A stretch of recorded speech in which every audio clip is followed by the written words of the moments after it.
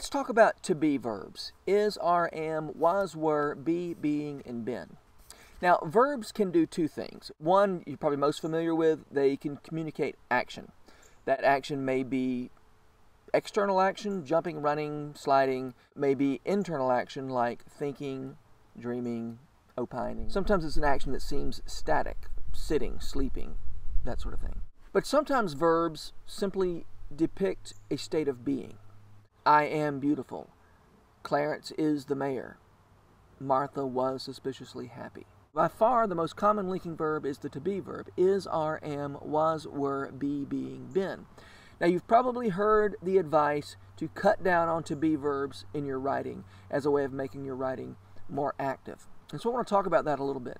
Because when we use to be as a linking verb, it's a very respectable and acceptable way of using the to be verb.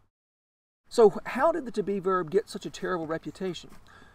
Well, the to be verb is sort of a canary in the coal mine for some of the worst habits of writing. Whenever anybody writes in the passive voice, they typically use the to be verb.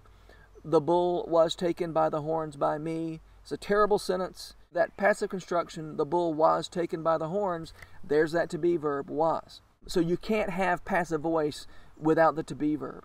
Nominalizations, which we'll talk about in another episode. Instead of Leonard was conscious of the fact that, why not say Leonard knew that, Leonard thought that. Is conscious of the fact that is just a nominalized way of saying knew. And notice that there's that to be verb right there.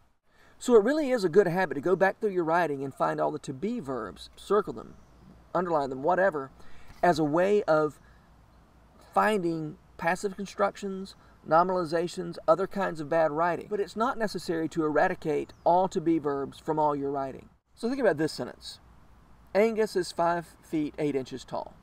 All right, that has a to be verb right in the middle. Now, we can get rid of that to be verb if we want to. We can say something like, Angus stands 5 feet 8 inches tall. That's fine.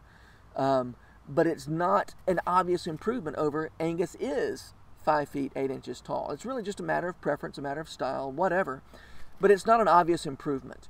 Or maybe you start trying to apply that advice to use strong verbs, and you end up being tempted to say something like, Angus towers 5 feet 8 inches tall. Now, I've seen that kind of thing before in student papers. And who can deny that towers is a more interesting verb than is? Sure it is. It's just maybe not accurate. I mean, when you're 5 feet 8 inches tall, you're not really towering. So you don't need to feel the need to eradicate the to be verb. When you're using the to be verb, is, are, am, was, were, be, being, been, to communicate a state of being, in many cases, that's your best bet. So there's one last thing I'd like you to bear in mind, and that is that there are other ways to communicate states of being besides the to be verb. You don't necessarily have to use is, are, am, was, were, be, being, been to communicate a state of being. You might use adjectives, you might use prepositional phrases, you might use various verbal phrases. So think about this sentence. At 5 feet 8 inches tall, Angus towers over his fellow Cub Scouts. See what we did there? That information that Angus is 5 feet 8 inches tall goes into a prepositional phrase at the beginning of the sentence, and then the main verb becomes towers. Finally, be conscious of how you're using to be verbs. Don't be ashamed of using to be verbs to depict states of being, but be aware that sometimes the to be verb is a flag for other writing problems.